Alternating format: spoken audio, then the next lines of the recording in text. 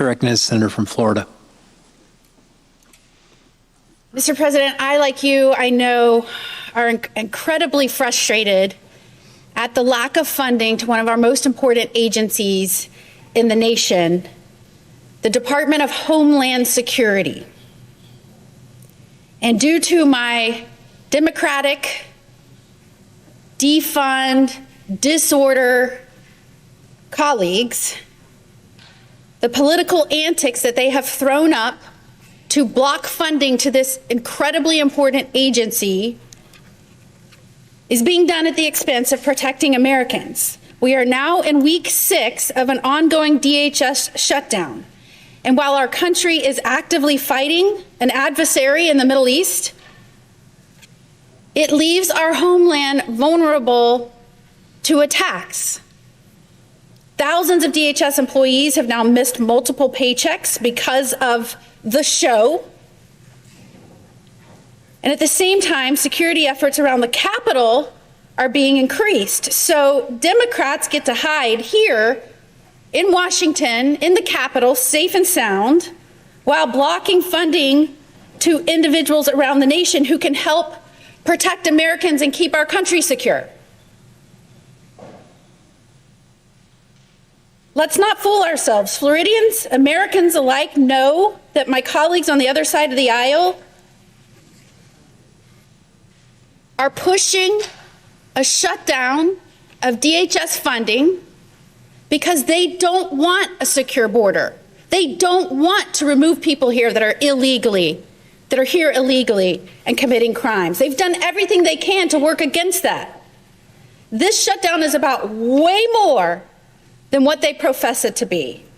This is about blasting apart the security structure President Trump has rebuilt after Biden destroyed the border. For 4 long years, we watched as the previous administration disregarded the law and sowed chaos and destruction at our southern border, allowing a historic surge, some say up to 20 million people, many unvetted, to pour into this country. The shutdown has been dragging on so long because my colleagues on the Democratic side of the aisle cannot stand that the border is now secure again and DHS is doing its job. They cannot stand that the border isn't wide open. They can't stand that unmitigated illegal immigration has been halted. And because of this, they are throwing a temper tantrum, disguising this shutdown as anything other than what it is, and that is a mission to defund police. Under Biden's watch, approximately anywhere from 11 million to 20 million people flooded into this country. Narco-terrorist cartels were enabled to bring massive amounts of deadly substances like fentanyl into our neighborhoods.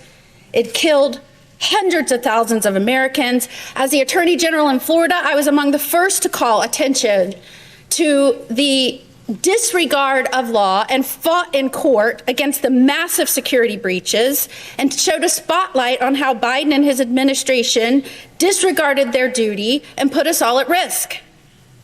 And I took legal action to force them to simply follow the law and stop releasing dangerous people and violent offenders into our country.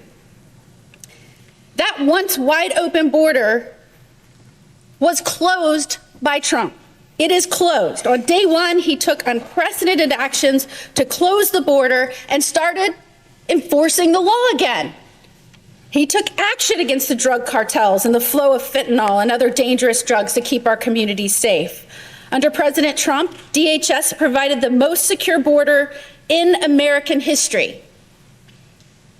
It's such a stark difference of what the border looked like under the Biden years to what it looks like today. In fact, during the last month of the Biden administration, every single month saw more than 100,000 illegal immigrant encounters at the southwest border. At the peak of the disaster, they saw upwards of 300,000 encounters a month. And we know approximately 85% of those immigrants apprehended at the border were released into our interior.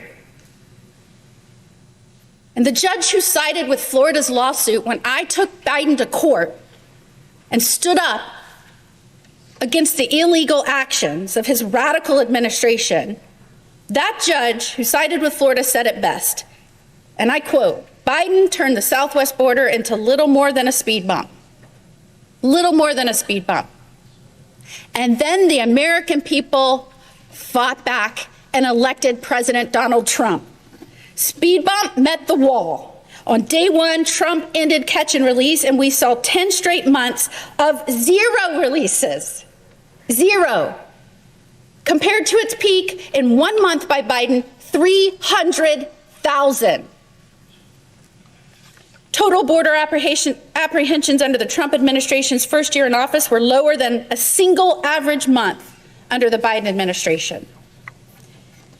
In addition to the millions of unvetted illegal immigrants Biden let into our country, according to at least one recent report that shockingly the mainstream media isn't reporting, they allowed 18,000 known or suspected terrorists into the United States. This opens up our country to dangerous attacks from within. And the current DHS shutdown is affecting President Trump's effort to get the unprecedented number of undocumented immigrants that may be a threat to this nation and to our people out.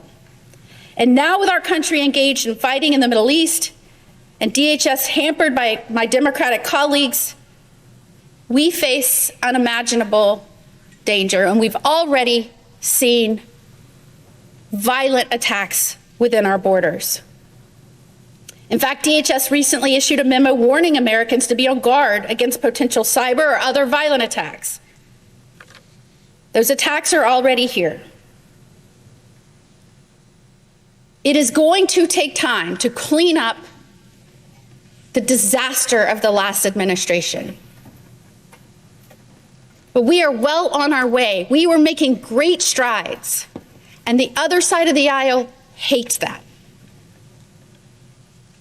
We know that U.S. Immigration and Customs Enforcement has been instrumental in preventing terror threats, removing more than 1,500 known or suspected terrorists.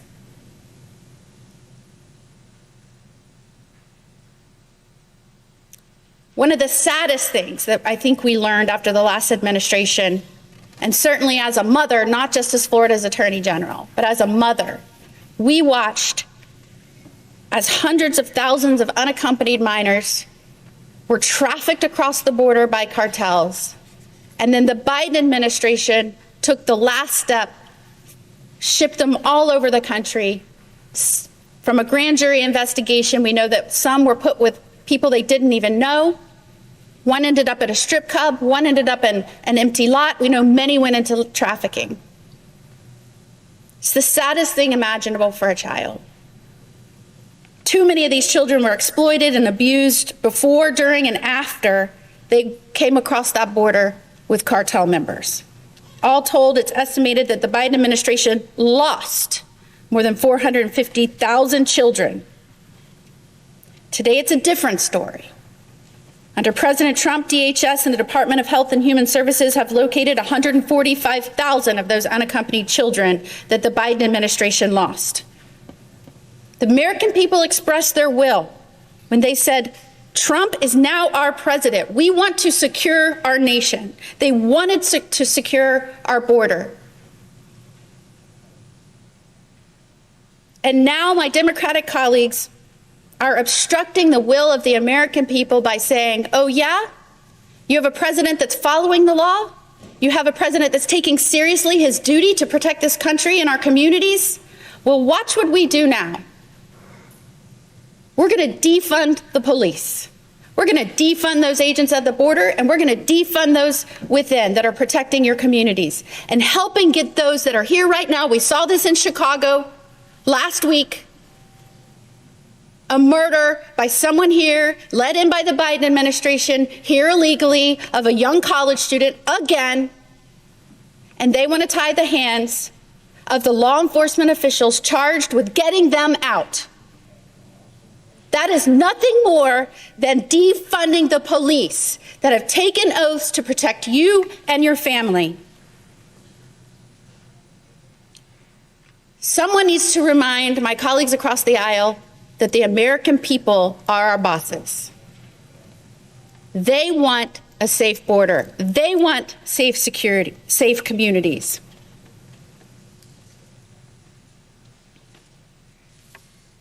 The shutdown of DHS has gone on long enough. We're in our 38th day. People are going without paychecks. People that are doing very important jobs, like our TSA officers,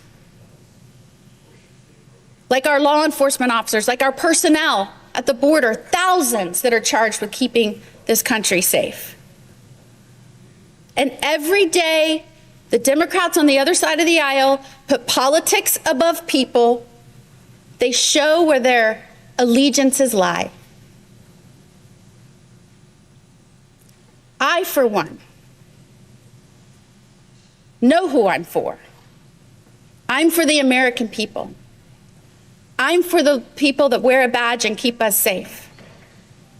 I will always show up on this floor and make sure that the American people know who we're fighting for.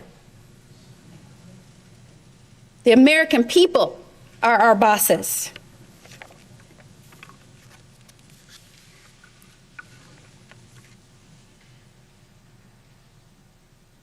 It's time we stand up for this country and for its people and put it first. And put simply, Mr. President, I implore my colleagues on the other side of the aisle to remember why they're here, to remember the country that they profess to serve and the people they profess to serve. Put them first, and let's fund DHS. Thank you, Mr. President. I yield back.